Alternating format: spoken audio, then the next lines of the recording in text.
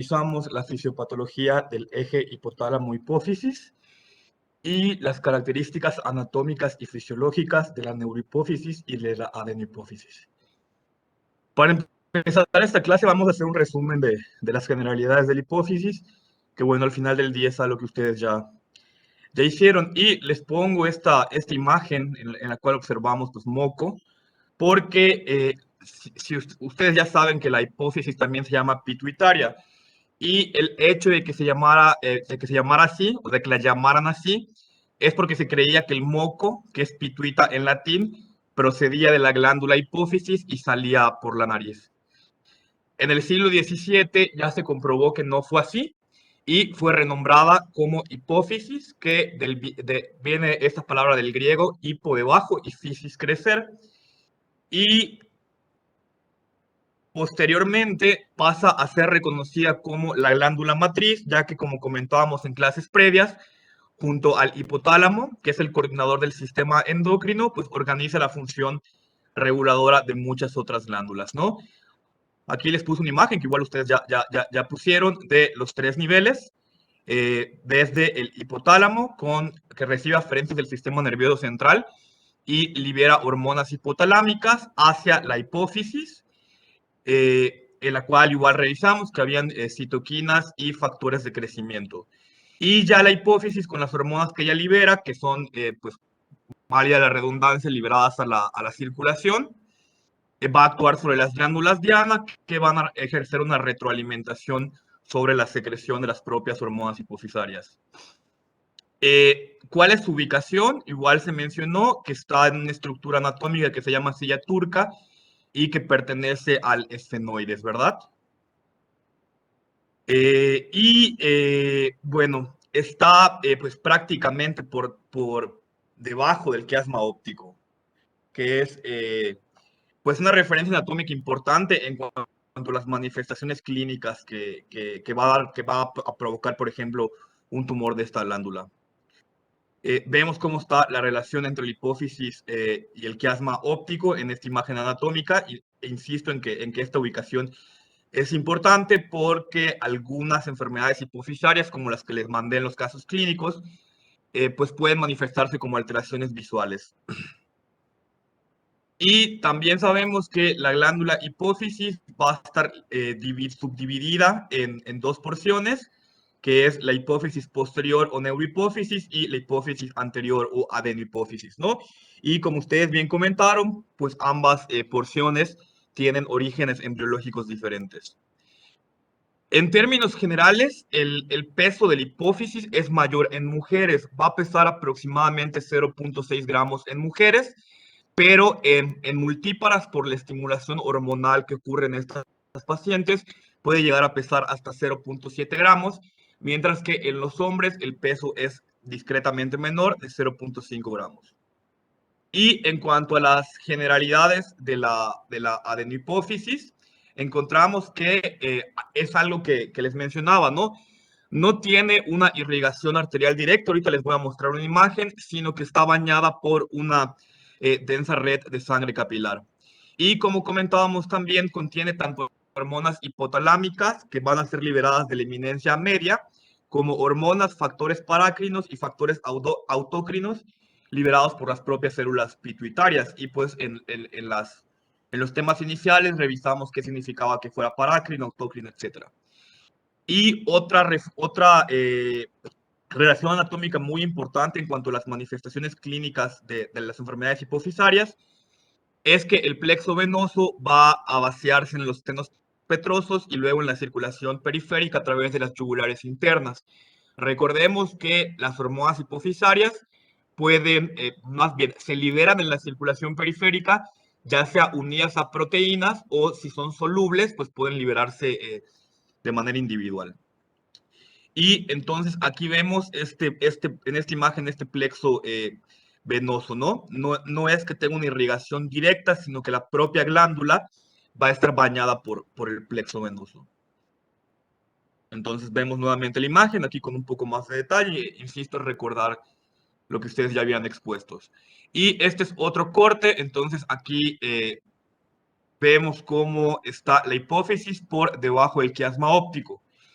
Y a los lados vamos a encontrar los senos cavernosos. Muy importante esta relación anatómica. Esta es una imagen del cráneo en la cual encontramos los senos venosos, que obviamente van a ser los que van a drenar la sangre del cerebro. Para cuestiones de esta clase, lo que importa es que la hipófisis va a drenar en los senos petrosos. Y de ahí, como comentábamos, por la yugular interna va a liberar sus hormonas hacia la circulación.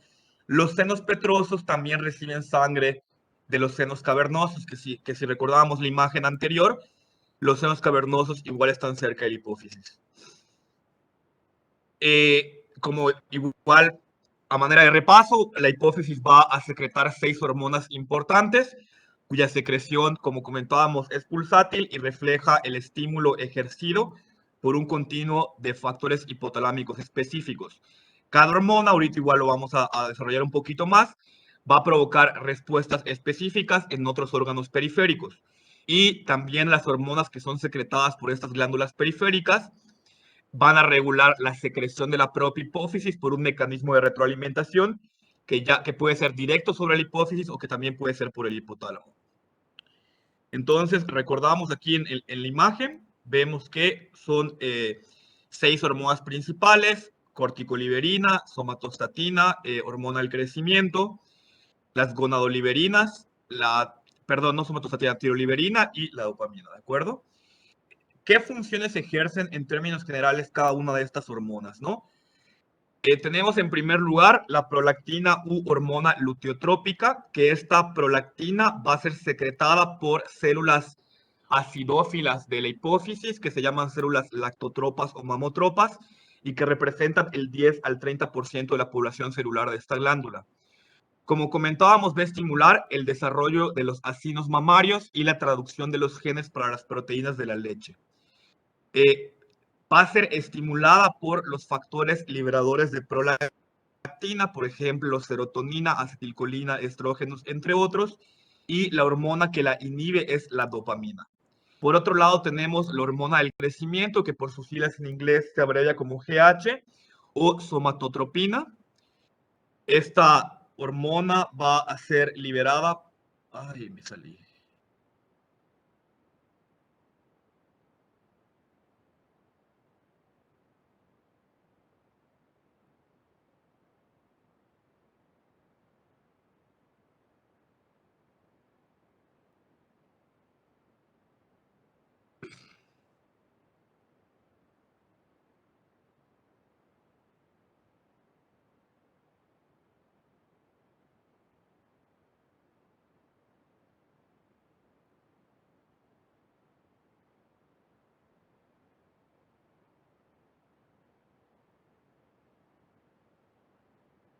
Es que se me fue el chat. ¿Sí me escuchan?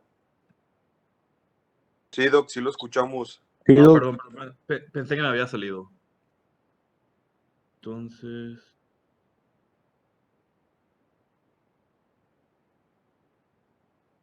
¿qué pasó?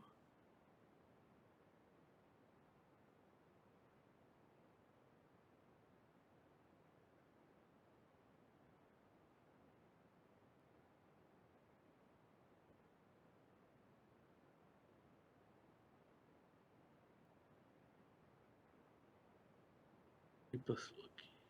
¿Y ven mi imagen? Sí, sí, sí se ve, Doc. O sea, se ve mi presentación.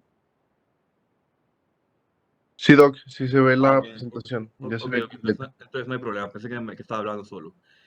Bueno, entonces les decía, la hormona del crecimiento secretada por las células somatotrópas, que también son acidófilas como como las mamotropas, y que representan una masa importante de las células de la hipófisis, podríamos decir que la mayor, hasta el 50%, y como comentaban en las clases previas, pues tiene múltiples funciones, ¿no? Estimula la síntesis proteica y la captación de glucosa, tanto por el músculo como por los adipocitos, induce la gluconeogénesis e incrementa la glucemia. Su efecto más importante y el que viene su nombre es promover el crecimiento junto con las somatomedinas. Es estimulada por la somatoliberina del hipotálamo y es inhibida por la somatostatina. En cuanto a la corticoliberina, ya las siguientes hormonas son basófilas. Entonces, la corticoliberina o ACTH, por sus siglas en inglés, es liberada por las células corticotropas, que son el 20% de la masa hipofisaria. Y pues como su nombre lo dice, tiene una función trófica, que es estimular la producción de hormonas por las glándulas suprarrenales. Y esta hormona va a ser estimulada por la corticoliberina del hipotálamo. Luego, las gonadotropinas, que representan el 15% de la masa hipofisaria, son basófilas. Son dos células, bueno, dos tipos de hormonas, que es la LH, hormona luteinizante, y la FSH, hormona estimulante del folículo. Estas tienen también funciones tróficas y estimulan la producción de hormonas por las gónadas, es decir, por los testículos y por los ovarios. Y son estimuladas por la gonadoliberina del hipotálamo. Y finalmente, la hormona estimulante de la tiroides o tirotropina, que es secretada por las células tirotropas, que son el 5% de la población de la hipófisis. Y este porcentaje o sea, el porcentaje de células de la hipófisis que secreta cada hormona es muy importante, porque, por ejemplo, vemos que la tirotropina solo es el 5% de la masa hipofisaria, ¿de acuerdo? Es un porcentaje muy pequeñito. Y eso explica por qué la deficiencia por ejemplo, el hipotiroidismo secundario aislado es sumamente raro. ¿Por qué? Porque tiene que ser un tumor muy, muy, muy grande para que llegue a afectar este 5%, que es una proporción relativamente, bueno, bastante baja. Y cuando un tumor está de ese tamaño y es capaz de afectar a la producción de tirotropina, pues significa que ya afectó la producción de las demás hormonas de la hipófisis.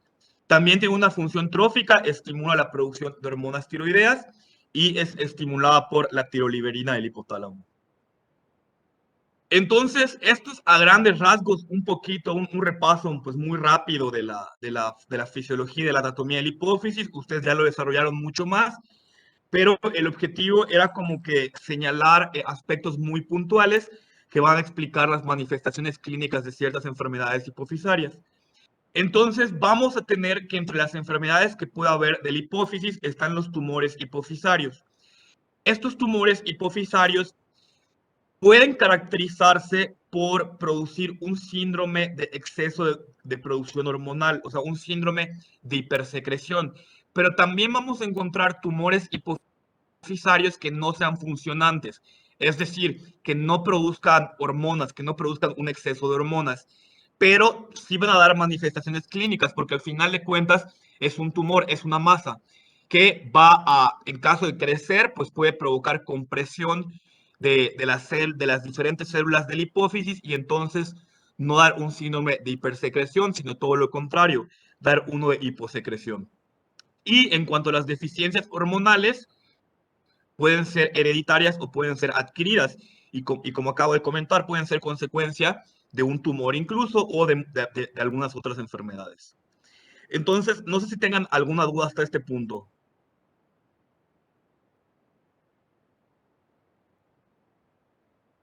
Ok, entonces, si no hay dudas, vamos a dividir esta clase en hipofunción e hiperfunción hipofisaria. Vamos a empezar con la hipofunción, ¿de acuerdo? Esta hipofunción se va a llamar hipopituitarismo y el hipopituitarismo pues significa deficiencia en la secreción de una o de múltiples hormonas de la adenopófisis. Si la deficiencia es completa y también incluye deficiencia en las hormonas de la neurohipófisis, entonces el término apropiado para nombrar a esta enfermedad sería panhipopituitarismo. Si no es completa y no incluye a las hormonas neurohipofisarias, es hipopituitarismo. Y la presentación clínica de esta entidad nos va a orientar para seleccionar los estudios iniciales dependiendo del órgano diana que esté siendo afectado. Entonces, comentábamos que la presentación clínica es nuestro principal orientador y tenemos que tener en cuenta que hay factores determinantes del cuadro clínico. ¿Cuáles van a ser esos factores que nos van a determinar las manifestaciones que va a experimentar el paciente? En primer lugar, va a ser la rapidez con la que la enfermedad afecta a las células adenohipofisarias. el cuadro clínico va a ser diferente si la enfermedad se desarrolla de forma crónica, como un tumor hipofisario de crecimiento lento, o si lo hace de forma aguda, como podría ser una apoplejía hipofisaria. En segundo lugar, la gravedad de la deficiencia hormonal, y aquí esto va a tener que ver con qué proporción de las células que secretan esta hormona o qué magnitud está afectada. Y en tercer lugar, el número de las diferentes células que se ven afectadas. Y esto, aquí se los ordené por números, no es una regla, pero esto guarda relación con lo que acabamos de ver, con el porcentaje de masa hipofisaria que se dedica a la secreción de cada hormona particular. Entonces, en términos generales, la afectación podría ser así. Primero la hormona del crecimiento, o sea, supongamos que se afectan todas las hormonas, ¿no? El ejemplo perfecto tal vez podría ser el síndrome de Sheehan. Entonces, hormona del crecimiento, LH y FSH después, luego TSH y luego ACTH. Esto no es una regla, pero es como tiende a ser. Es el orden en las cuales se va produciendo la deficiencia hormonal. Las causas más frecuentes de hipofunción hipofisaria, de hipopituitarismo, son adenomas hipofisarios, ya sea que se acompañen o no de infarto, cirugía o radioterapia de la hipófisis y síndrome de Sheehan. Pero hay muchas otras causas, ¿no? En este cuadro vemos cómo son muchísimas causas que pueden dar lugar a un hipopituitarismo adquirido, ¿no? Pero obviamente vamos a ver ahorita nada más las más frecuentes. En cuanto al adenoma hipofisario, como les comentaba, pueden haber adenomas funcionantes y no funcionantes. Y otra cosa importante, puede ser un adenoma funcionante, por ejemplo, que un paciente tenga acromegalia, que sea un tumor que secrete hormona del crecimiento y que se manifieste como acromegalia, ¿no? Pero el crecimiento de este tumor también puede afectar la producción de otras hormonas. Entonces, esto puede manifestarse como que el paciente tenga acromegalia, que tenga un síndrome de hipersecreción, pero que también tenga deficiencia de una o de varias otras hormonas. Entonces, hipopituitarismo puede ser por adenomas, tanto funcionantes como no funcionantes. En el 30% de los pacientes con un macroadenoma, que es lo que les acabo de decir, que la distinción entre micro y macroadenoma evidentemente es por el tamaño. Entonces, macroadenoma es cuando mide más de 10 milímetros, o sea, 1 centímetro. Entonces, en el 30% de estos pacientes va a observarse alguna deficiencia hormonal, sobre todo de hormona del crecimiento. ¿Por qué? Porque es la hormona cuya masa de células secretoras es la más abundante, ¿no? Mientras que en los casos con microadenoma, que es un tumor más chiquito, menor a 1 centímetro, lo que va a predominar es el déficit de gonadotropinas. ¿Y cuáles son los mecanismos por los cuales un tumor va a producir hipopituitarismo? Bueno, evidentemente, lo que les comentaba, compresión mecánica del tejido normal, o sea, el tumor crece y comprime el tejido sano de la hipófisis, alteraciones del flujo sanguíneo, pero también puede haber hipopituitarismo por interferencia con las hormonas, o más bien con la liberación de hormonas hipotalámicas a través del sistema porta. Es decir, el tumor puede comprimir el sistema porta o puede comprimir vías neurológicas y entonces sí se están produciendo hormonas liberadoras, pero el tumor las está comprimiendo. Entonces, las hormonas liberadoras no están llegando al sistema portal, no están llegando a la hipófisis.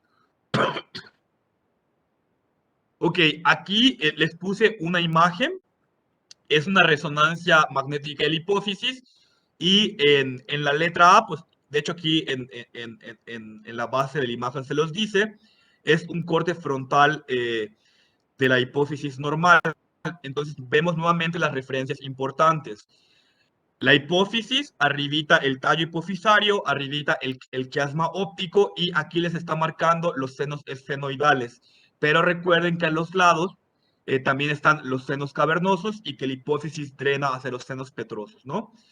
En la B, lo que estamos viendo aquí ya es una proyección sagital de un gran adenoma hipofisario. Entonces vemos este tumorzote que está elevando el quiasma óptico, entonces este paciente seguramente ya va a tener alteraciones visuales, que la característica, como habrán revisado en los casos, es la cuadrantanopsia. Pero también está infiltrando el seno esfenoidal e incluso el tumor es tan grande que va a presionar el lóbulo frontal. Y en la C vemos la proyección frontal, también vemos un tumorzote, un macroadenoma que eleva el quiasma óptico. Y si ustedes se dan cuenta, o sea, esto que se ve como blanco, que hablando de la resonancia magnética se llama hiperintenso, es un tumor. No sé si se puede resaltar, ¿no? ¿Verdad?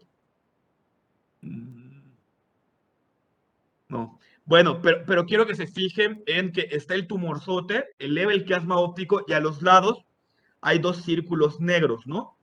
O hipointensos. Estos círculos negros son los senos cavernosos. Entonces vemos que del lado derecho el tumor ya está pues infiltrando, rodeando el seno cavernoso derecho.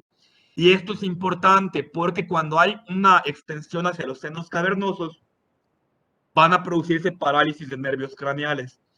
Si ustedes recuerdan o revisaron los casos, los pacientes, además de tener alteraciones del campo visual, pues también tenían parálisis de nervios craneales. Entonces, en este cuadro vemos o se resumen los efectos locales de una masa hipofisaria, de una masa paracelar o de una masa hipotalámica en crecimiento. Entonces vemos que si se afecta la hipófisis, pues el efecto clínico, ¿cuál va a ser? El tema central de esta plática o de esta parte de la plática, hipopituitarismo, ¿no? Se van afectando las diferentes hormonas.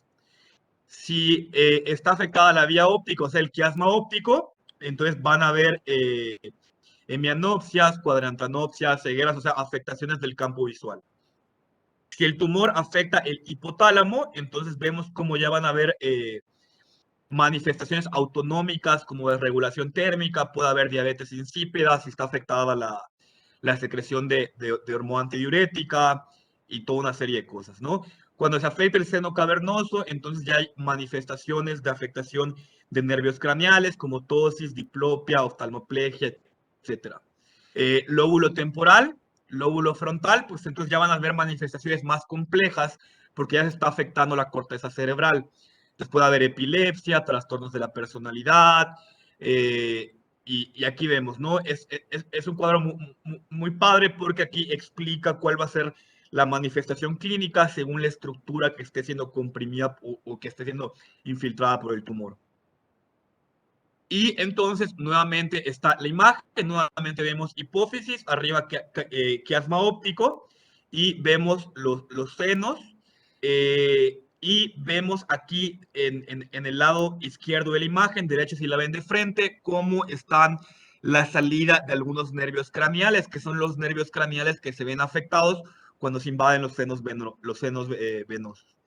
Entonces vemos primero microadenoma, en la primera figura es un microadenoma, es un adenoma hipofisario menor de 1 centímetro, ya luego vemos un macroadenoma, que es mayor a 1 centímetro, nuevamente un tumorzote, que levanta el quiasma óptico y que también infiltra el seno cavernoso. Este paciente seguramente va a tener alteraciones del campo visual y parálisis de nervios craneales.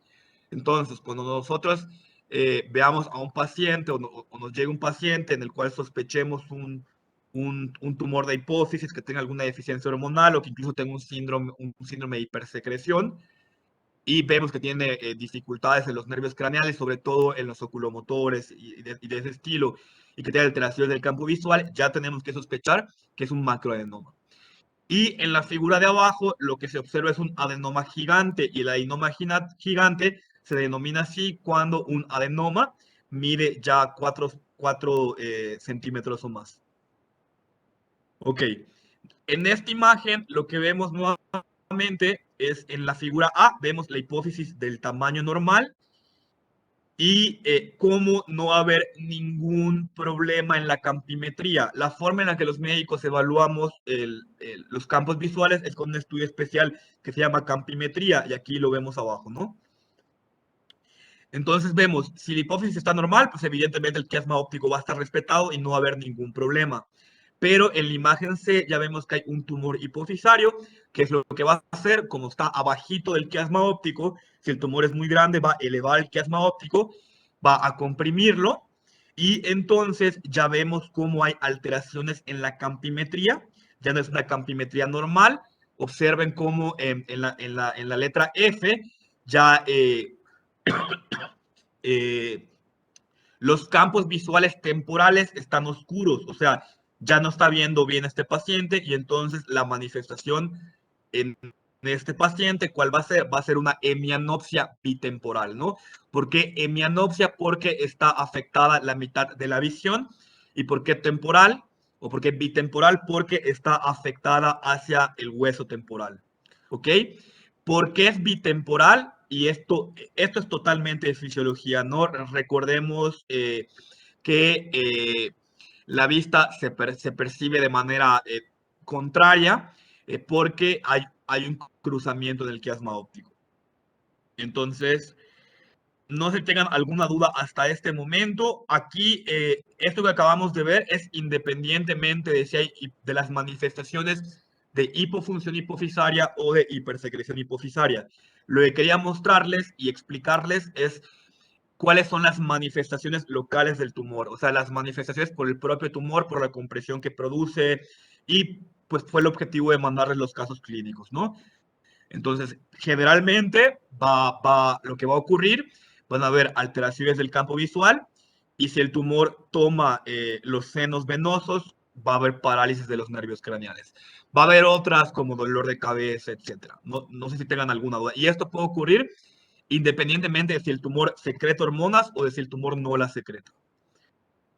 Entonces, si no tienen dudas, ahora sí ya vamos a empezar, vamos a continuar más bien con las causas de hipofunción. Entonces, una causa, adenomas hipofisarios, ya sea que produzcan hormonas o que no las produzcan.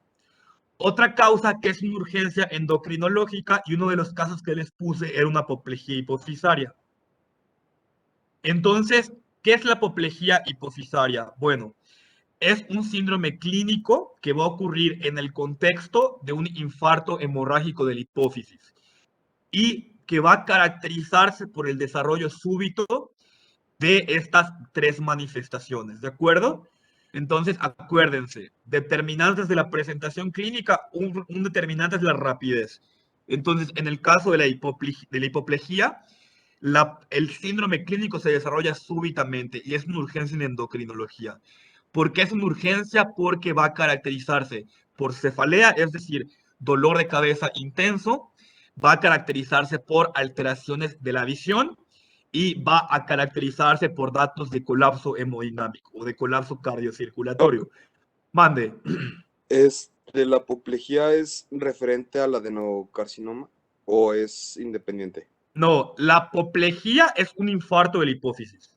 Oh, ya, gracias. Un infarto hemorrágico. Sí puede ocurrir apoplejía sobre un tumor de la hipófisis. Sí puede ocurrir. Es común. Puede ser que el tumor se infarte.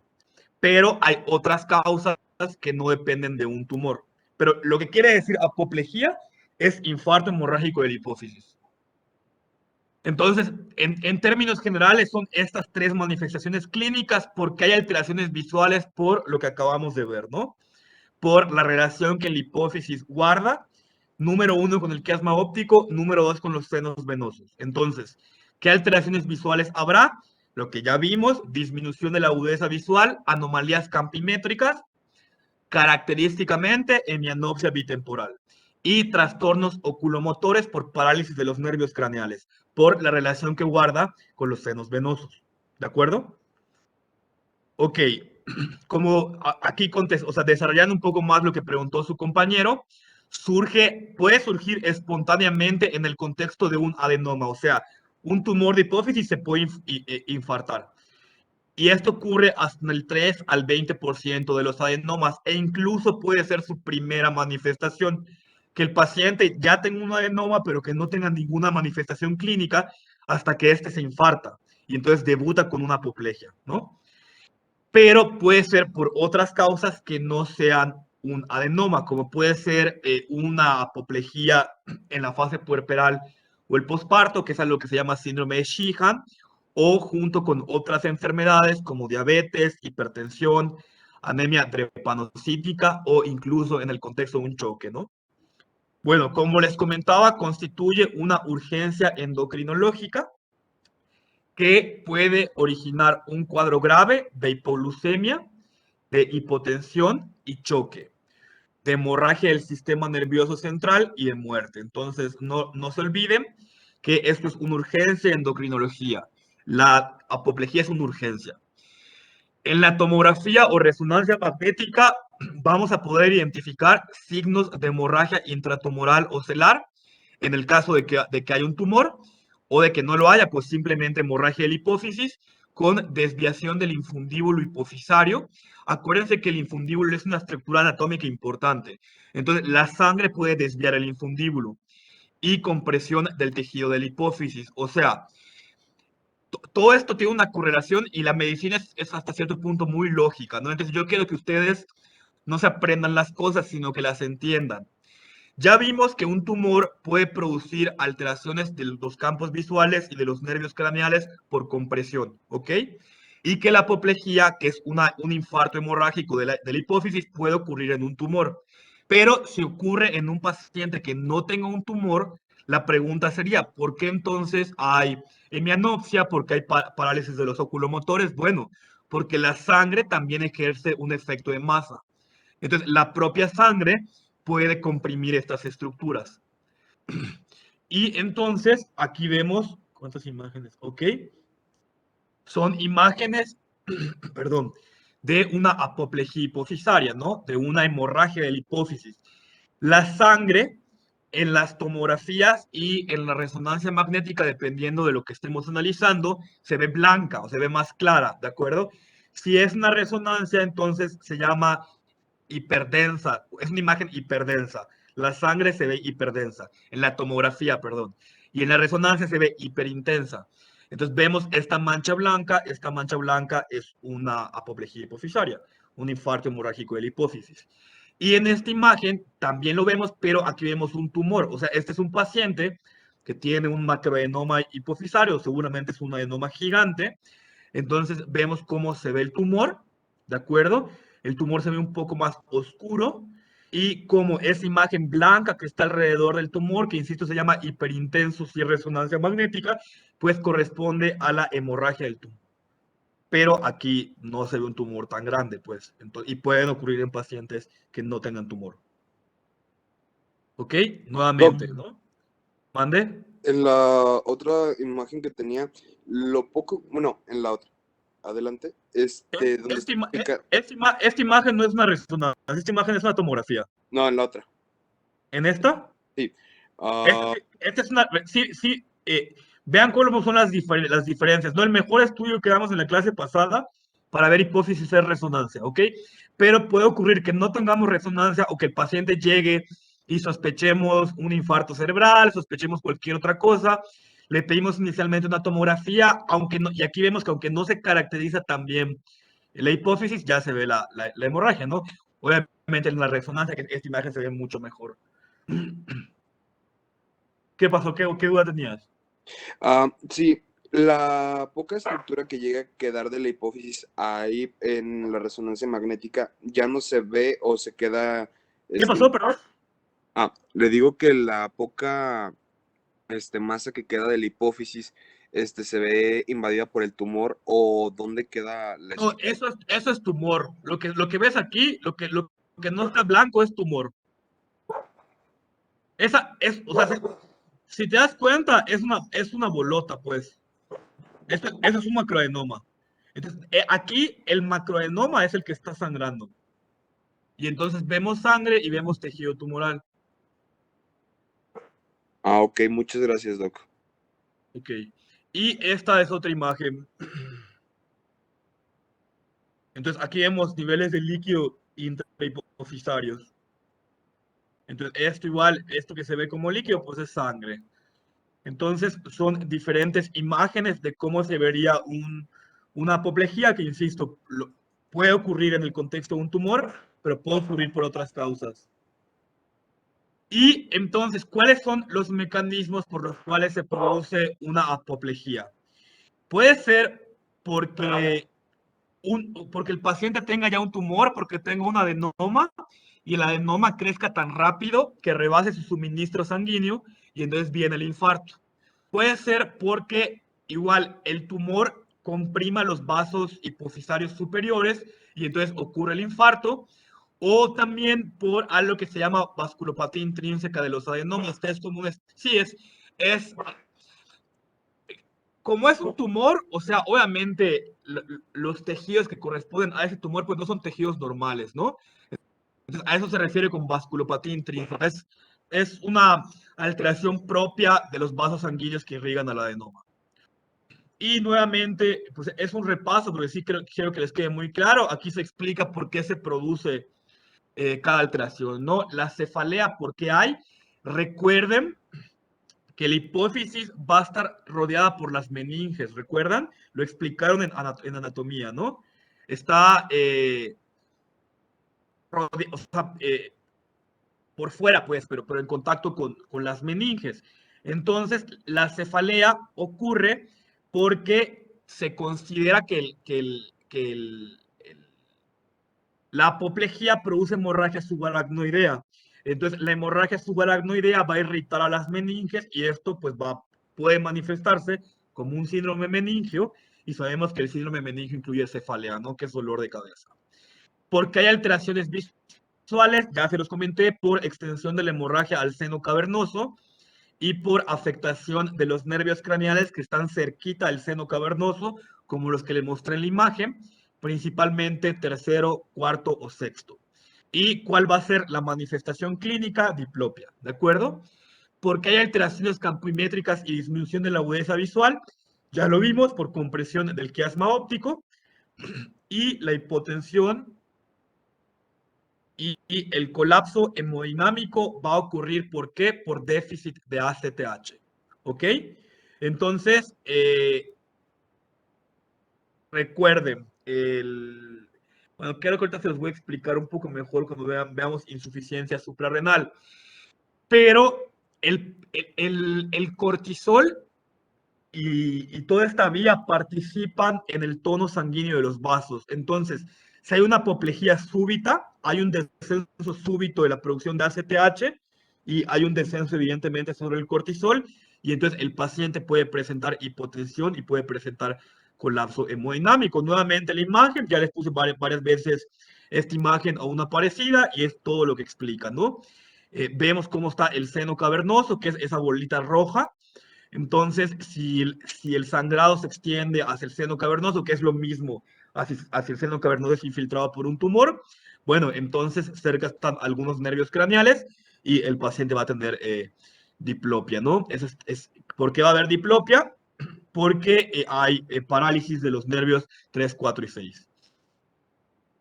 Bueno, en cuanto a las manifestaciones hormonales de la apoplejía, más del 50% de los pacientes van a presentar hipogonadismo o hipotiroidismo de origen central, y más de un tercio de los pacientes ya van a presentar deficiencia de todas las hormonas de la hipófisis y también de hormonas de la neurohipófisis, ¿no?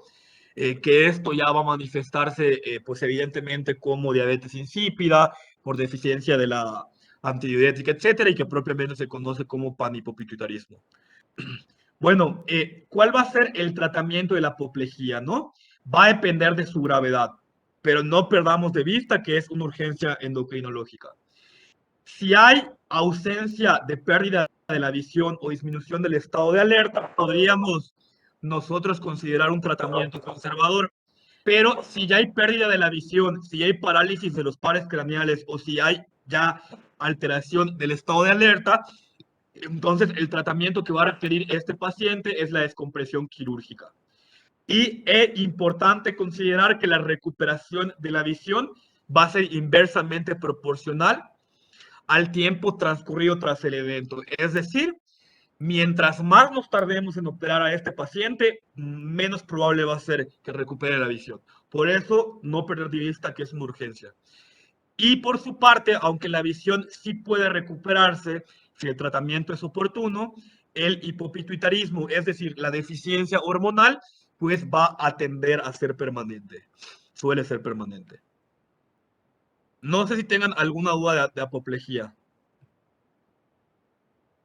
Ok, vamos a continuar. Ya estas causas pues son más rápidas porque son pues muy evidentes. Entonces, otra causa de las más frecuentes es la cirugía y el desarrollo de hipófito. O sea, me refiero a cirugía de la hipófisis, ¿de acuerdo?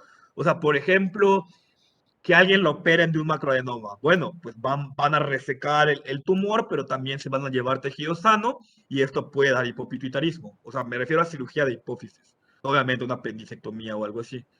Entonces, el desarrollo de hipopituitarismo va a depender de la cantidad del tejido resecado, o sea, del tejido extirpado, y del grado de destrucción del tejido adyacente.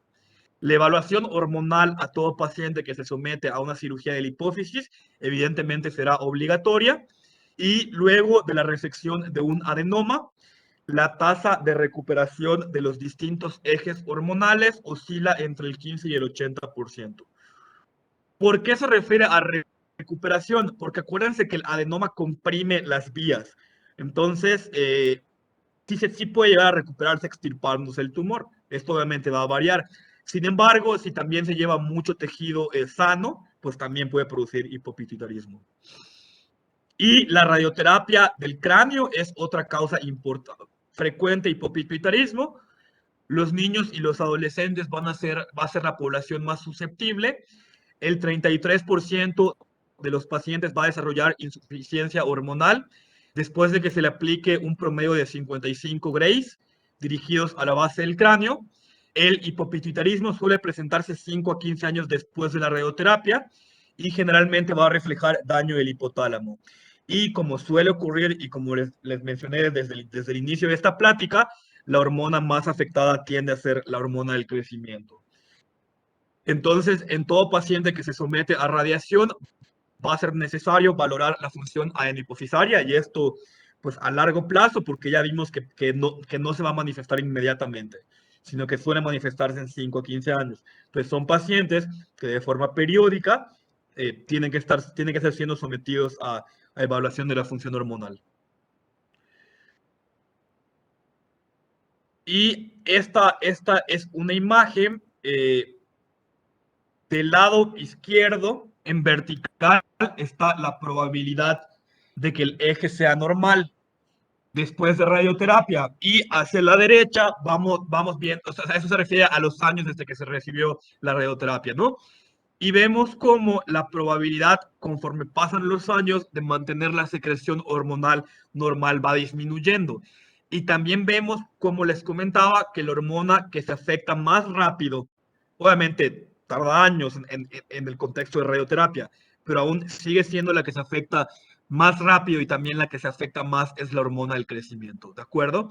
Y vemos cómo a los 10 años la TSH se mantiene pues con una función relativamente aceptable, porque en términos generales sabemos que la TSH, las células que secretan TSH son la menor población de la adenohipófisis, ¿no? Entonces suele ser la que menos afecta, simplemente por cuestiones de probabilidad, o sea, es menos probable, como solo son el 5%, que el tumor comprima a las que producen TSH, o menos probable que se reseque solo las de TSH, ¿no? Entonces, la que se afecta primero es la hormona del crecimiento. Ok, otra causa frecuente, el síndrome de Sheehan. ¿Por qué ocurre el síndrome de Sheehan? Porque durante el embarazo la hipófisis aumenta de tamaño por estimulación estrogénica y también por hiperplasia de las células lactotropas, ¿no? De las células que secretan prolactina. Entonces, si ya vimos que como, digamos así, como que la hipófisis creció durante el embarazo. De hecho, recuerden que en las multíparas, aunque no tengan síndrome de Sheehan, o sea, en las multíparas, multigestas más bien, habitualmente la hipófisis es más grande. Entonces, durante el embarazo, la hipófisis aumenta de tamaño. Entonces, si una paciente embarazada sufre una hemorragia obstétrica, la hipófisis es más grande, entonces va a ser más susceptible de sufrir necrosis. Y esto por un mecanismo de vasoconstricción que involucra al hipotálamo y a la hipófisis. ¿Por qué vasoconstricción?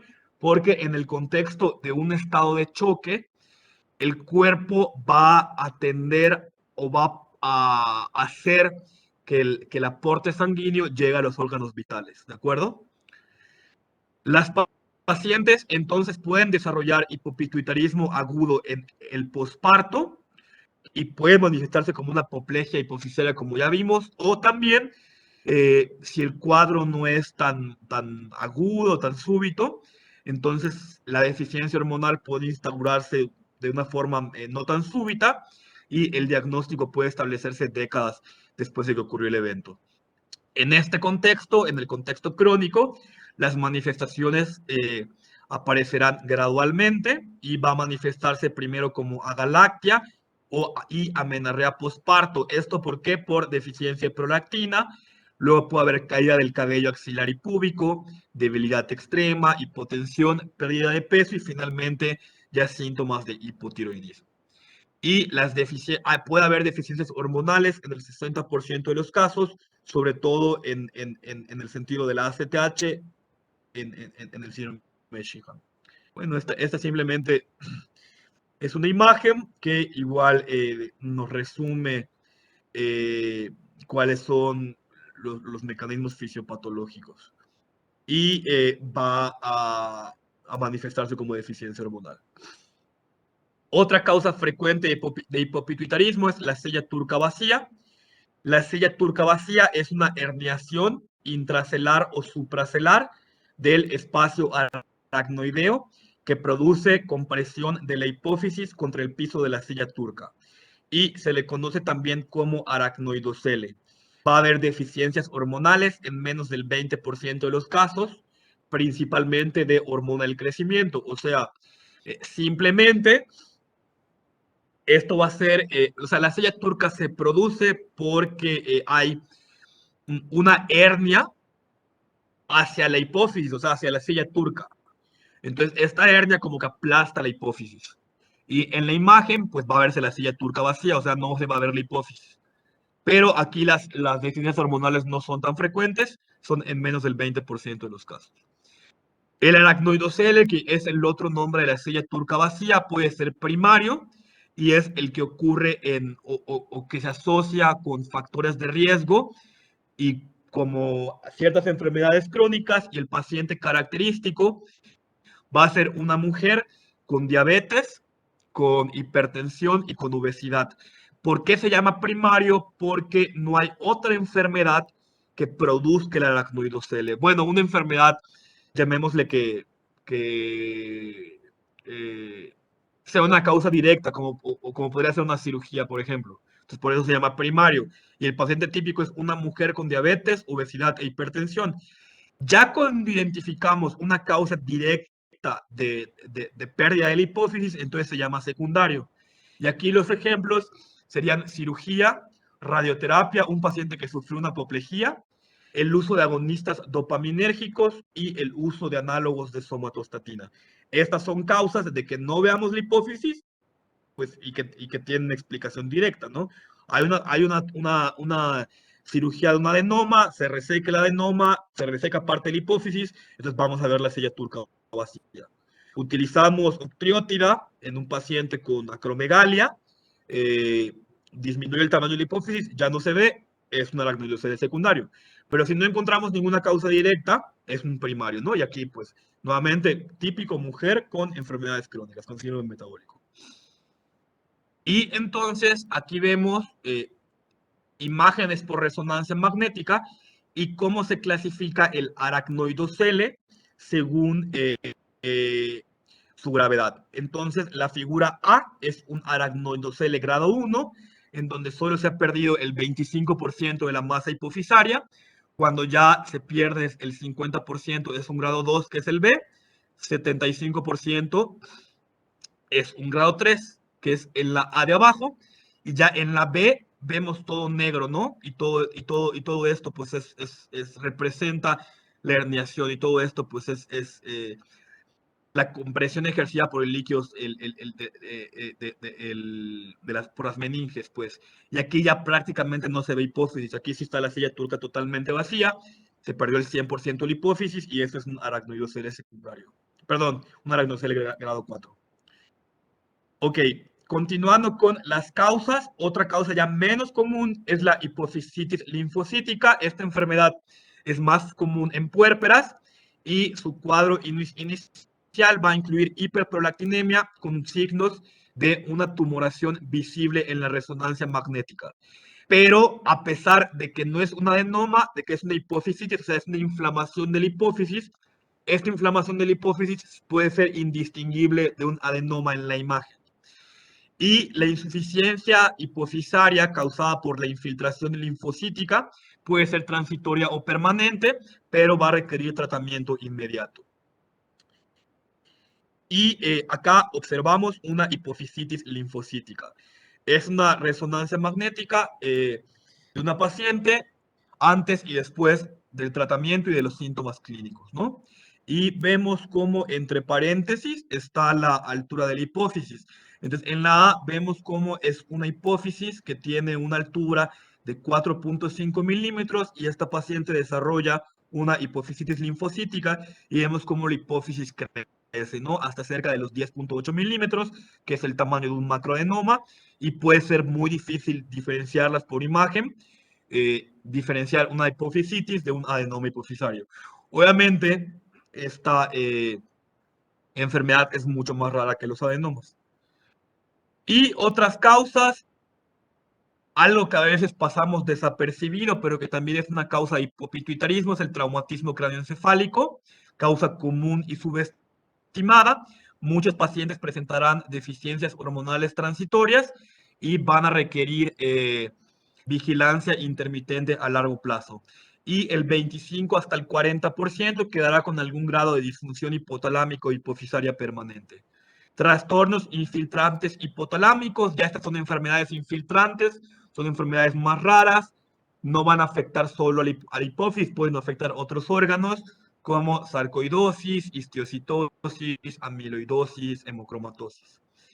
Y van a manifestarse o pueden manifestarse como diabetes insípida, retraso del crecimiento, hipogonadismo hipogonadotrófico e hiperprolactinemia. Infecciones crónicas también pueden producir hipopituitarismo, tanto locales como tuberculosis o enfermedades oportunistas por hongos en pacientes con SIDA, y también infecciones que puedan manifestarse de forma sistémica como la sífilis terciaria. Y también cuadros inflamatorios pueden producir hipopituitarismo, como sarcoidosis y granulomas, y estos van a comportarse como un adenoma hipofisario. ¿De acuerdo? Son otras causas de hipopituitarismo. Y aquí les puse este cuadro de seguimiento que se le dio a pacientes después de una hemorragia subaracnoidea. Entonces vemos cómo muchos pacientes quedan con algún grado de hipopituitarismo. Entonces siempre tener en cuenta que el traumatismo craneoencefálico, las hemorragias subaracnoideas, ya sea traumáticas o aneurismáticas, pues pueden producir hipopituitarismo y es algo que a veces no investigamos en los pacientes. Ok, en cuanto, no sé si tengan alguna duda de las causas.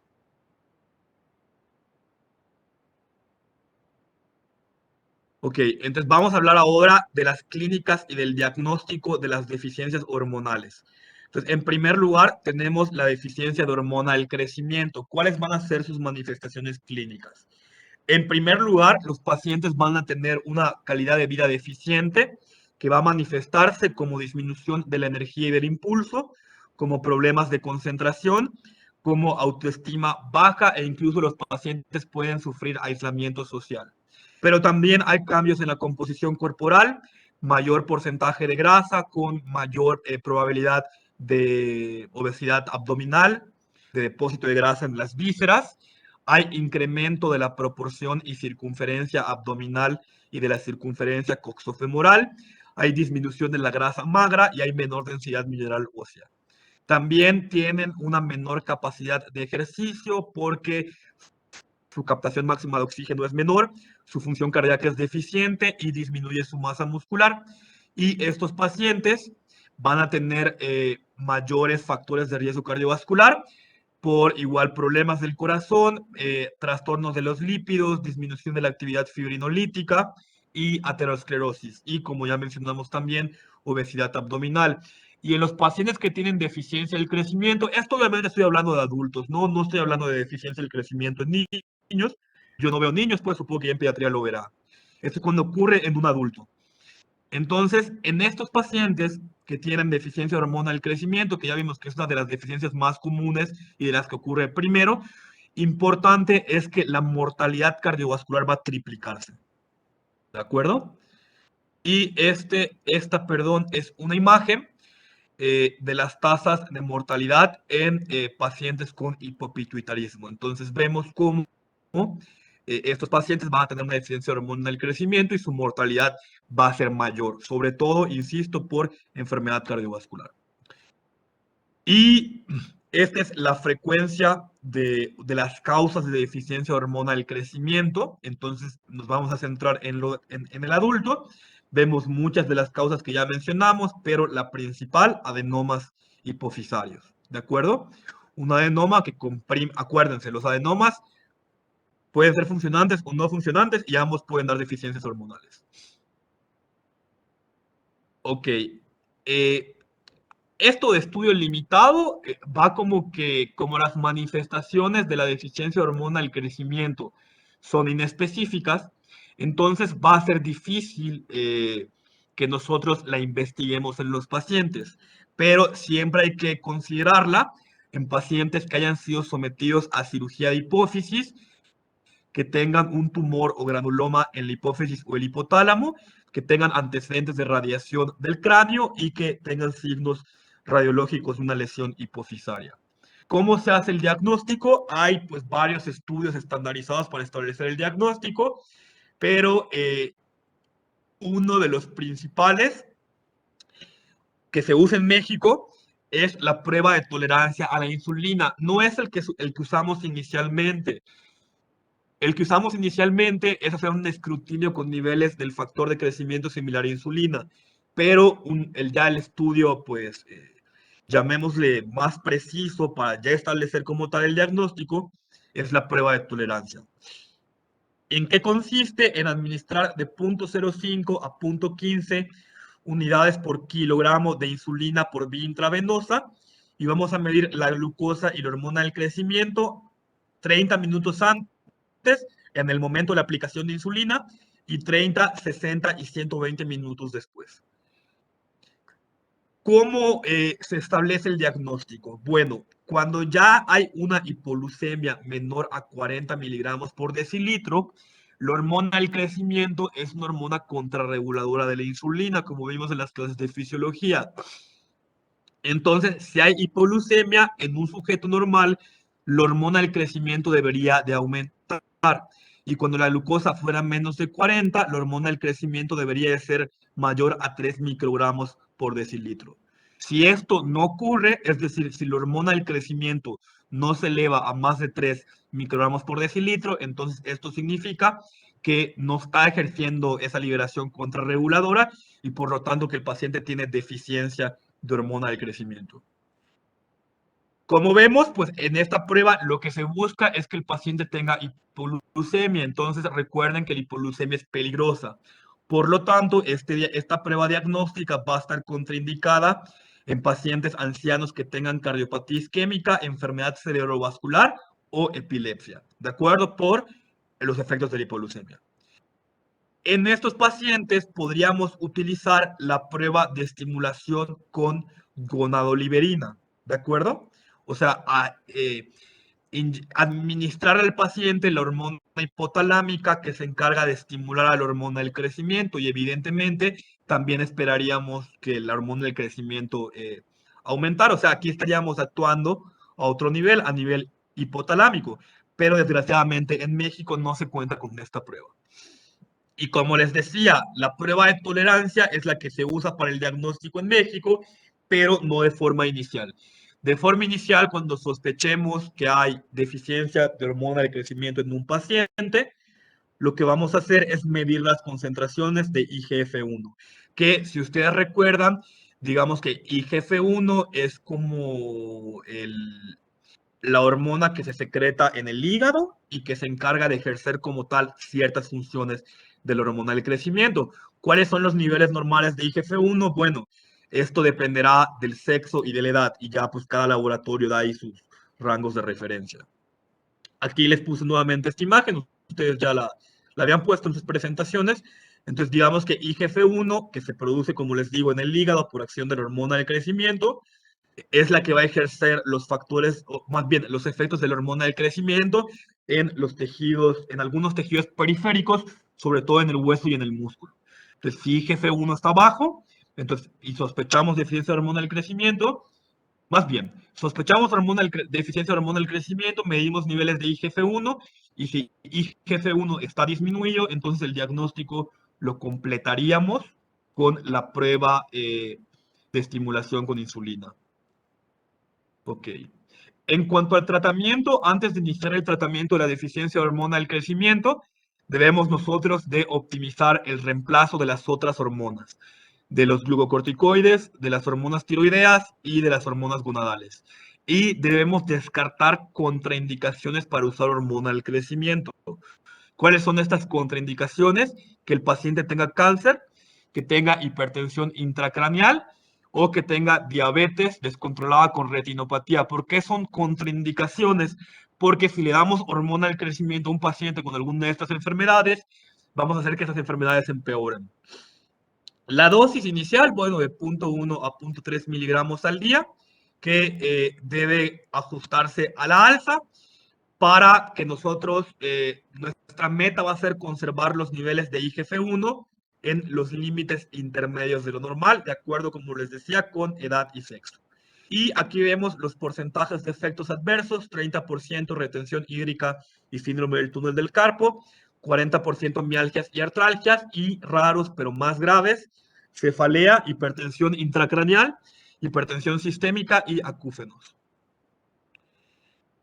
Y aquí vemos cómo está el algoritmo. Entonces, paciente con patología de la hipófisis y clínica que sugiera deficiencia de hormona del crecimiento.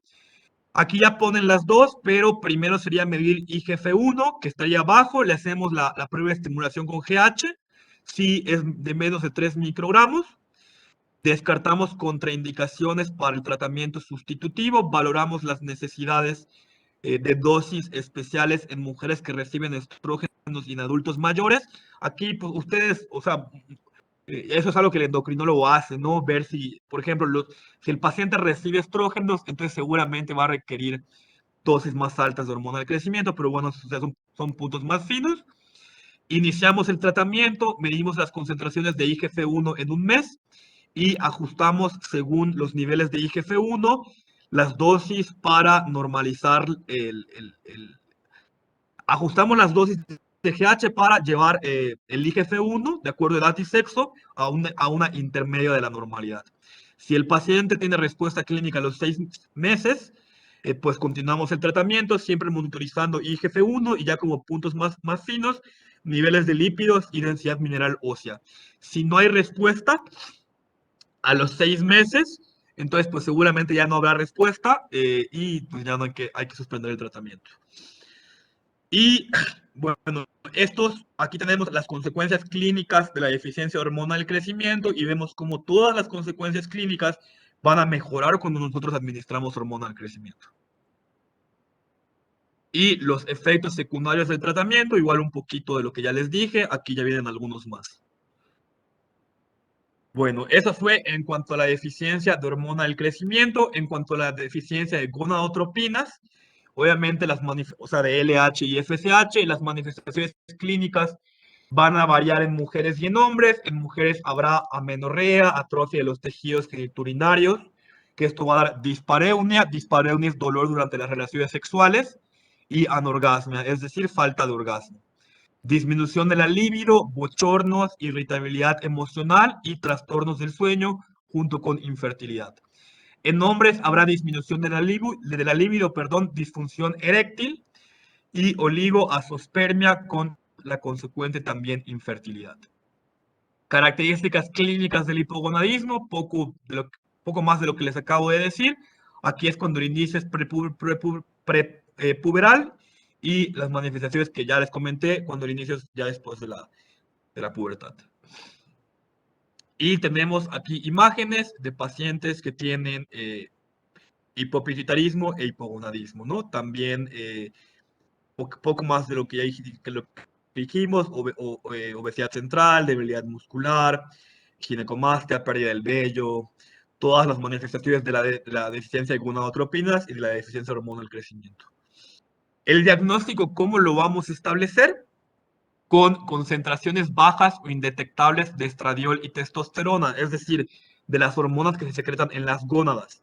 Si hay hipogonadismo en un contexto de una enfermedad de la hipófisis, el hipogonadismo lo vamos a definir. ¿Por qué? Porque no hay las hormonas que producen los testículos y los ovarios, o sea, testosterona y estradiol.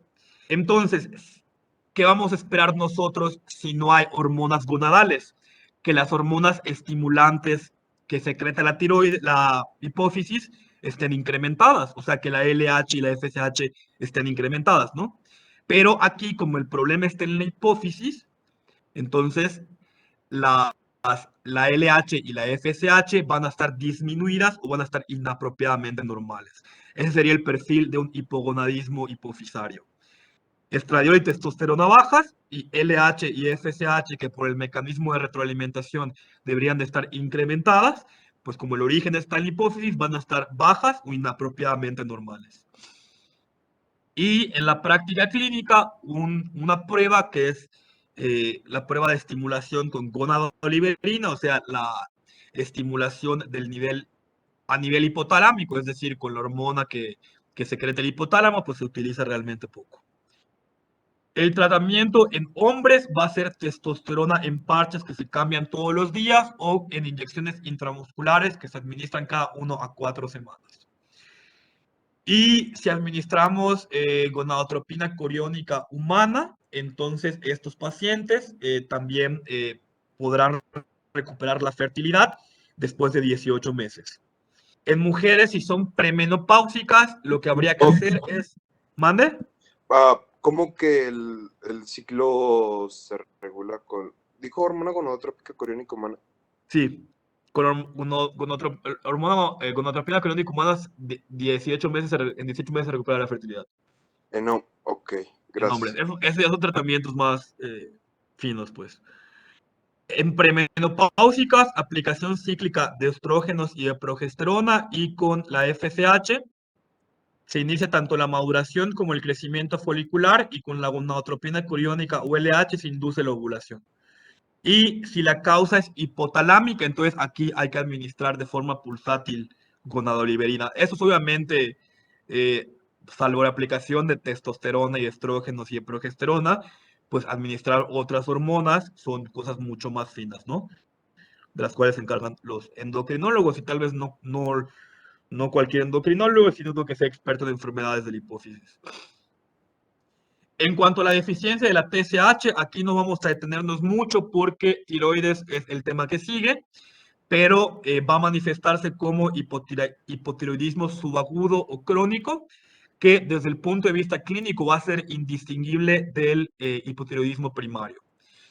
Y nuevamente el diagnóstico debe establecerse hipotiroidismo, es decir, no hay hormona tiroidea, la T4 libre va a estar baja, y la TSH va a estar baja o va a estar inapropiadamente normal.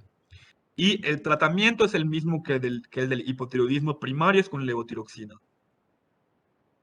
En cuanto a la deficiencia de ACTH, si el déficit de ACTH es gradual, entonces se va a producir fatiga, debilidad, anorexia, náusea, vómito y en ocasiones hipoglucemia.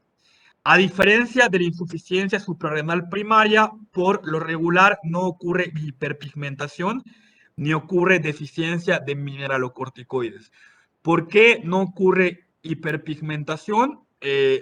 Lo vamos a revisar cuando veamos insuficiencia suprarrenal primaria, pero tiene que ver con hormonas que se producen igual en el hipotálamo.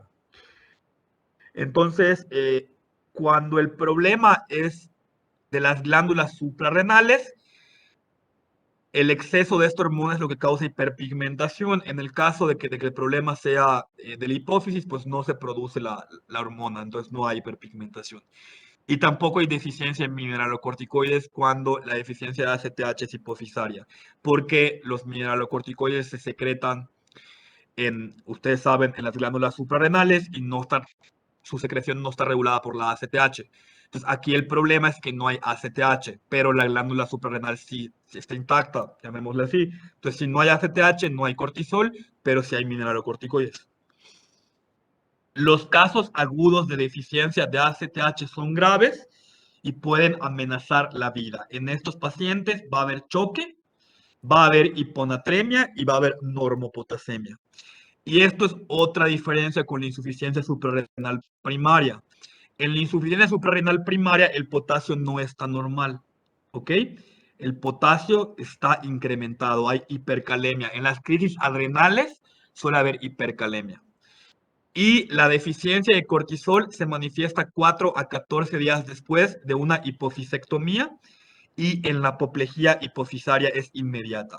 Entonces, esto es otra cosa que quiero que ustedes entiendan. Lo de la hiperpigmentación no es tan importante ahorita, sí es importante desde el punto de vista clínico para diferenciar una insuficiencia suprarrenal primaria de secundaria. Eso lo veremos cuando veamos enfermedades de las glándulas suprarrenales. Pero lo que sí es importante en cuanto a la crisis adrenal, que es una urgencia también en endocrinología, es que estos pacientes tienen el potasio normal. ¿Por qué tienen el potasio normal? ¿Por qué se les ocurre?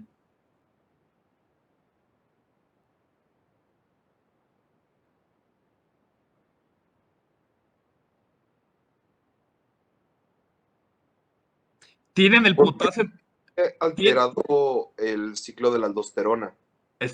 no está alterada la aldosterona, ¿ok? Porque el problema está en la hipófisis, el problema es que no hay ACTH.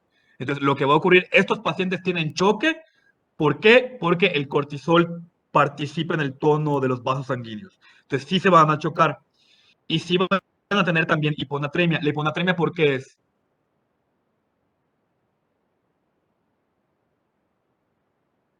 La hiponatremia es porque cuando hay disminución de la ACTH se eleva la hormona antidiurética. Entonces, el choque es por deficiencia de glucocorticoides, ¿no? La hiponatremia es por elevación de la hormona antidiurética, pero el potasio va a estar normal. ¿Y por qué va a estar normal? Porque la aldosterona está intacta. ¿De acuerdo? Eso apúntenlo y es importante. Bueno, entonces continuando. El diagnóstico general va a sospecharse con concentraciones inadecuadamente bajas de ACTH y niveles de cortisol bajos, ¿no? Menores a 5 miligramos por decilitro son un signo característico. Y también se puede hacer una prueba de tolerancia a la insulina, que es una prueba muy similar a la de GH. ¿Por qué? Porque la ACTH, el cortisol también es hormona contrarreguladora. Entonces, básicamente es lo mismo, la misma dosis de insulina, las mismas mediciones, y cuando haya hipoglucemia menor a 40, el cortisol debe ser mayor a 20 microgramos por decilitro. Y esa es la prueba más confiable.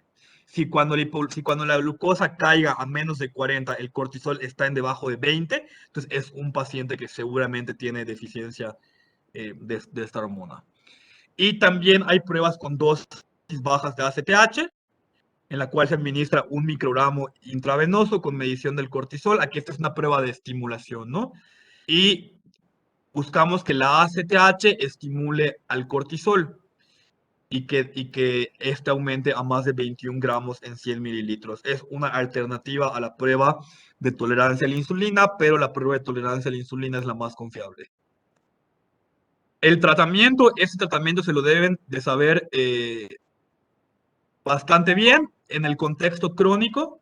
La dosis de hidrocortisona es de 10 a 20 miligramos antes del desayuno, del mediodía, y 5 a 10 miligramos después del mediodía. O podemos administrar, lo ideal es que sea hidrocortisona, con doble, o sea, 2 dosis al día, antes y después del mediodía. Pero si no tenemos hidrocortisona, podemos administrar 5 miligramos de prednisona antes del mediodía. Y en episodios de enfermedad aguda o estrés, entonces vamos a indicar hidrocortisona, pero en este caso por vía intravenosa. Y la prolactina, pues básicamente va a manifestarse como ¿qué? Como lactancia insuficiente. Entonces, en este cuadro hay un resumen de las formas en las cuales se evalúa la función de la adenohipófisis. Vemos, por ejemplo, en ACTH, la prueba de tolerancia a la insulina, que también quedamos que se usa en GH, ¿no? Y en otros, pues, en prolactina, medir la prolactina sérica. En hipotiroidismo quedamos que es medir los niveles de TSH y hormonas tiroideas. Y en términos generales, eso sería en cuanto a la evaluación de la adenohipófisis. Hay muchas más pruebas, ¿no? Pero no vamos a ahondar tanto. Y este es un resumen del tratamiento de sustitución en caso de hipopituitarismo en adultos, dependiendo de la hormona, si es ACTH, TSH, SSHLH, hormona del crecimiento y vasopresina. Ok, entonces no sé si tengan alguna duda de esto. Sí, Doc, me quedé en aún así en lo de la testosterona, bueno, en lo de la regulación de la LH-FSH, y en mi mente quedó que no la hormona gonadotrópica coriónica humana era la que se produce en el embarazo. Sí, O estamos hablando de otra. ¿Sí es la misma? sí, pero se les administra buscando que recuperen la fertilidad. Esto, Entonces, ya, esto ya son tratamientos más, obviamente mucho más avanzados, ni siquiera se hacen en México. oh, bueno, muchas gracias. Sí, es que mi duda era dónde afectaba en el ciclo fisiológico para aumentar eso. Habitualmente para los síntomas, pues, ¿qué va a bastar? Que a los hombres se les dé testosterona y que a las mujeres se les apliquen estrógenos y progesterona. ¿De acuerdo? Ya para lograr que estos pacientes recuperen la fertilidad con estas hormonas como la gonadotropina coriónica humana, FSH o LH, pues a estos pacientes los tendría que ver un endocrinólogo que además de ser endocrinólogo tenga una alta especialidad en biología de la reproducción. ¿De acuerdo? O sea, en términos generales, insisto, para los síntomas es administrar las hormonas gonadales que hacen falta, ¿ok? Para lo otro de que logren que estos pacientes recuperen la fertilidad, tendría que ser yo pienso que un biólogo en la reproducción. Sin embargo, investigo más y lo comentamos la próxima clase. Sí, muchas gracias, Doc. Está bien. ¿Alguien tiene alguna otra duda? Ok, 5 minutos y continuamos con síntomas de hipersecreción. A ver cuánto podemos avanzar.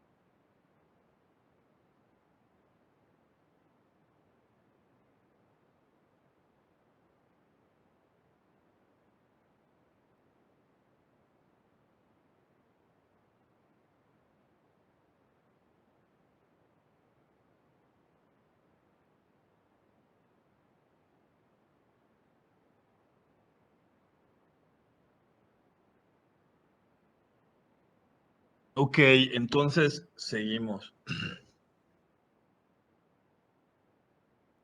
Entonces ahora el punto que sigue son los adenomas hipoficiarios y los síndromes de hipersecreción, ¿de acuerdo? En términos generales, en adultos los adenomas son la causa más frecuente tanto de síndromes de hipersecreción como los síndromes de hiposecreción que ya vimos, ¿no? Que se van a manifestar como hipopituitarismo por el efecto compresivo del adenoma. Representan el 15% de todas las neoplasias en el interior del cráneo. En necropsias, hasta el 25% de las hipófisis tendrán un microadenoma que no haya sido sospechado durante la vida del paciente. Y por imagen vamos a detectar de forma incidental un microadenoma hipofisario hasta el 10% de la población. O sea, son bastante frecuentes. ¿De acuerdo? Y entonces aquí vemos, son cortes histológicos en los cuales vemos cómo hay adenomas que pueden ser no funcionantes, es decir, que no produzcan ningún tipo de hormona, adenomas que produzcan hormonas, pero en una cantidad insuficiente como para producir manifestaciones clínicas, entonces esos pacientes serán asintomáticos, y otros adenomas que tampoco sean funcionantes. Entonces, vemos cómo va cambiando poquito las características histológicas de las células acidófilas basófilas, ¿de acuerdo? Entonces, en cuanto a la patogenia, en términos generales, los adenomas son neoplasias benignas que surgen de uno de los 5 tipos de células de la adenohipófisis: lactotropas, somatotropas, etc. Y los fenotipos entonces, tanto clínicos como bioquímicos, van a depender del tipo de célula que produzco a estos adenomas. Entonces, en este cuadro que les puse, vemos cómo si por ejemplo, si la hipersecreción es a expensas de células que produzcan prolactina, de células lactotropas, las manifestaciones clínicas van a ser de hiperprolactinemia, hipogonadismo, galactorrea, ¿no? Si son gonadotropas, pueden ser asintomáticos o producir hipogonadismo, y así, ¿no? Vemos cómo en el caso de que sean células corticotropas que produzcan ACTH, entonces van a dar lugar a la enfermedad de Cushing, que la enfermedad de Cushing no es más que el síndrome de Cushing, o sea, un hipercortisolismo, pero para llamarle enfermedad de Cushing es necesario que la causa del hipercortisolismo, que la causa del síndrome, sea un adenoma productor de ACTH. Y así, si es exceso de producción de hormona del crecimiento, va a haber acromegalia, y vemos también que pueden haber combinaciones. No me voy a detener mucho en este cuadro, pero es importante, dependiendo de la célula involucrada, va a ser la hormona que se va a producir en exceso y las manifestaciones clínicas del exceso de esta hormona. Aunque en ocasiones también vemos que hay una combinación de células implicadas. Bueno, los tumores hormonalmente activos van a caracterizarse por una secreción hormonal que es menos reactiva a las vías de inhibición fisiológica. ¿Qué quiere decir esto? Esto quiere decir, por ejemplo, que si un paciente tiene, sumamente raro, ¿no? Pero que tenga un adenoma hipofisario que produzca TSH, ¿ok? Que dé un hipertiroidismo. Entonces, la producción de TSH, ¿qué es lo que tendría que hacer? ¿O qué es lo que va a hacer? Va a estimular la producción de hormonas tiroideas, de tiroxina y de triiotironina. En un sujeto normal, el aumento de las células, de las hormonas tiroideas, debería de causar una retroalimentación negativa sobre la hipófisis para que se deje de producir TSH. Pero aquí ya no, aquí ya son tumores que lo producen de forma intrínseca y se pierde esta retroalimentación. Entonces, independientemente de los niveles que el paciente tenga de hormonas tiroideas, en este ejemplo que les puse, el tumor va a seguir produciendo TSH. Y algo importante a tener en cuenta, esto no es una regla, pero hay que considerar que la producción hormonal no siempre guarda relación con el tamaño del tumor. Puede ser un tumor chiquito que produzca muchas hormonas, puede ser un tumor grande que no produzca tantas hormonas, aunque hay excepciones. Eso lo vamos a ver, el ejemplo va a ser cuando veamos prolactinomas. Muy bien, el 33% de los adenomas no son funcionales desde el punto de vista clínico ni producen el síndrome de hipersecreción. Y muchos de estos adenomas que no son funcionales y que no producen el síndrome van a originarse de células gonadotropas, ¿no? Como veíamos en el cuadro de la célula implicada y la manifestación clínica. Entonces, muchos no funcionantes surgen de células gonadotropas. Y aquí vemos un cuadro en el cual está la frecuencia de manifestaciones clínicas de adenomas hipofisarios asintomáticos, es decir, no secretores. Entonces, vemos que en una frecuencia importante, hasta el 38% de los casos son incidentalomas, es decir, un hallazgo incidental en la resonancia magnética, sin que el paciente tenga ninguna manifestación clínica. Los síntomas neurológicos, ya los vimos al principio de esta clase, son los que van a depender del efecto de masa del tumor, ¿no? La hemianopsia bitemporal, las parálisis de los nervios craneales, el dolor de cabeza. Síntomas endocrinos, ya puede haber sobre todo alteraciones de la libido, amenorrea. Ya vimos los síntomas específicos de la apoplejía hipofisaria, que recordando y subrayando, es una urgencia endocrinológica. También pueden manifestarse como deficiencias hormonales, ya igual ya las desarrollamos todos. No les hablé de diabetes insípida, sí lo vamos a ver, pero lo vamos a ver, se los puse como temas extras al final del temario, ¿no? Ya justo antes del examen parcial. Nuevamente, apoplejía hipofisaria y también las alteraciones que nosotros esperaríamos encontrar en cuanto a la inmunistoquímica, ¿no? En cuanto a la medición de las hormonas. Esta que ven aquí, la POMC, que dice POMC diagonal ACTH, bueno, la POMC, lo vamos a ver después, es la responsable de que en la insuficiencia suprarrenal primaria haya hiperpigmentación. Pero bueno, estas son las manifestaciones clínicas de los adenomas asintomáticos no secretores. Nuevamente les puse esta imagen, ya no me voy a detener, pero siempre importante que nosotros podamos explicar desde el punto de vista fisiopatológico por qué ocurren las manifestaciones clínicas secundarias al efecto de masa del tumor. Bueno, prácticamente todos los adenomas hipofisarios tienen un origen monoclonal. Esta es una imagen en la cual vemos cómo va ocurriendo desde el punto de vista fisiopatológico la enfermedad, una hipófisis normal que se ve influenciada por activación de oncogenes, por inactivación de genes supresores tumorales y lo que va a dar lugar a una desregulación del ciclo celular. Entonces, lo primero que va a ocurrir en esta hipófisis es que los factores humorales van a hacer que surja hiperplasia y que finalmente esto desencadene un microadenoma, un adenoma menor a 1 centímetro. Aquí intervienen mutaciones adicionales, alteraciones del estroma y episodios epigenéticos. Hay una limitación proliferativa y ocurre un macroadenoma y en casos sumamente raros, de hecho no vamos a ver este tema, pero en casos sumamente raros en los cuales hay aún más mutaciones y hay otros cambios que no se conocen bien, el macroadenoma surge un fenómeno que se llama senescencia y entonces ya se vuelve una neoplasia maligna, ¿de acuerdo? Que puede ser maligna, pero los carcinomas de hipófisis son sumamente raros, no los vamos a ver, pero es importante que ustedes sepan que existen. En este cuadro aquí recuerden que las pruebas que vamos a pedir, decíamos al inicio de la clase, dependen del órgano diana que esté afectado y lo que nosotros sospechemos, ¿no? Entonces, aquí vienen los trastornos más comunes de hipersecreción, acromegalia, las pruebas que pediríamos, que son básicamente las mismas que en deficiencia de hormona del crecimiento, nada más aquí es un exceso de hormona del crecimiento. En prolactinoma, ¿qué pedimos? La concentración de prolactina. En enfermedad de Cushing, que sí vamos a ver enfermedad de Cushing, pero no en esta parte, la vamos a ver cuando veamos enfermedades de las suprarrenales. Y en tumores secretores de TSH. ¿De acuerdo? Bueno, entonces aquí partimos entonces de la detección de un adenoma hipofisario no funcionante, hacemos el diagnóstico diferencial por resonancia magnética, valoramos la función hipofisiaria.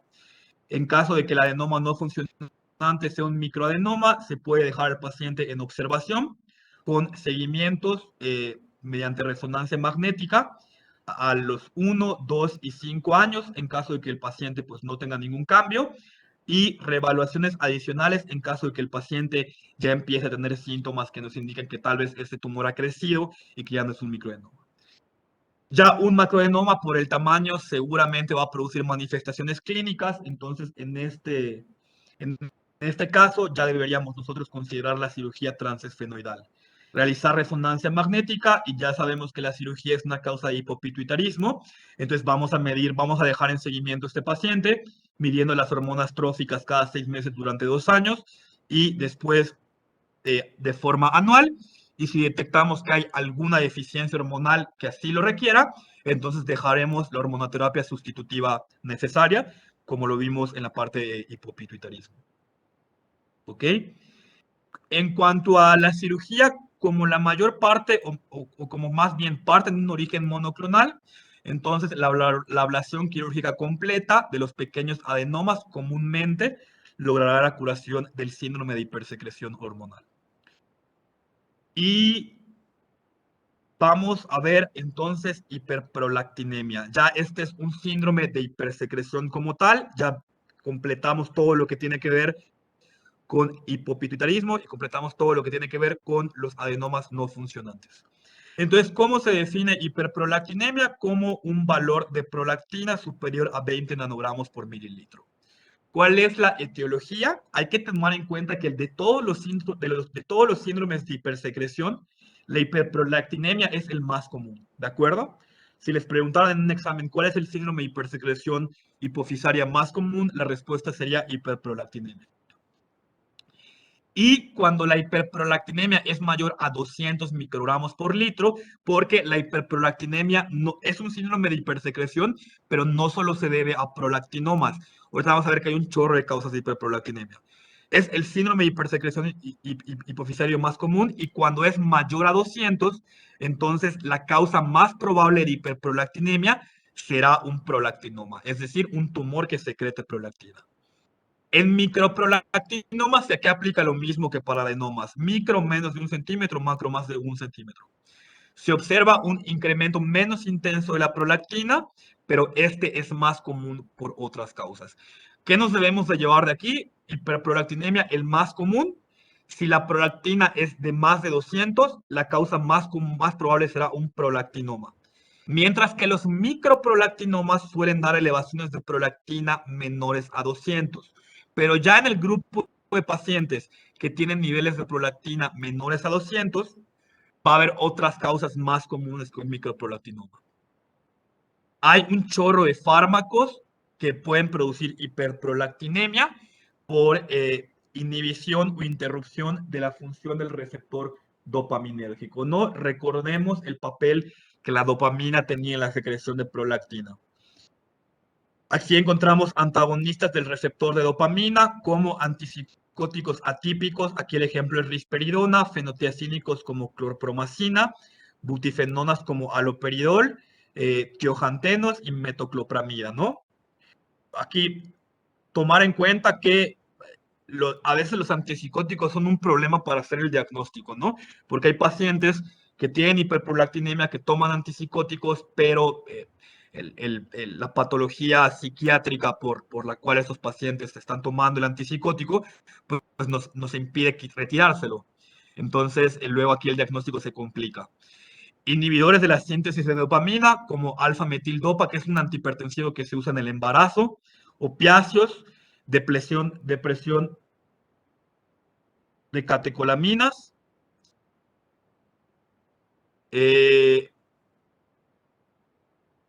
permítame un segundo.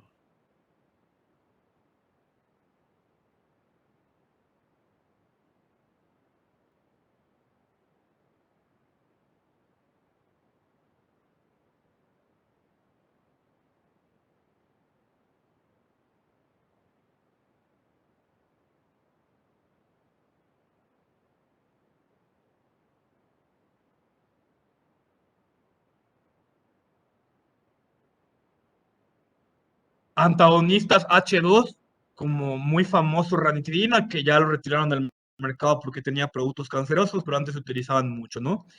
Imipraminas como amitriptilina, inhibidores de la recaptura de serotonina como fluoxetina, que es un antidepresivo, y antagonistas de los canales de calcio como verapamilo, que igual es un antidepresivo, etc.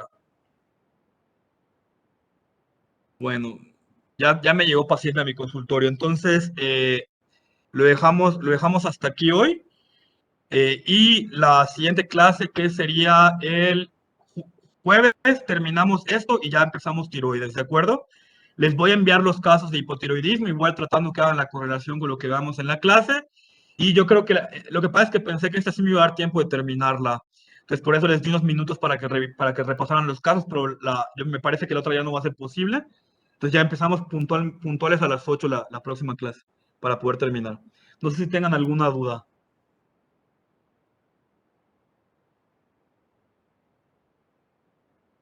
Doctor, ¿las Doctor. presentaciones las va a pasar de casualidad? No lo sé. Luego vemos, pero sí es importante que tomen apuntes. Ok.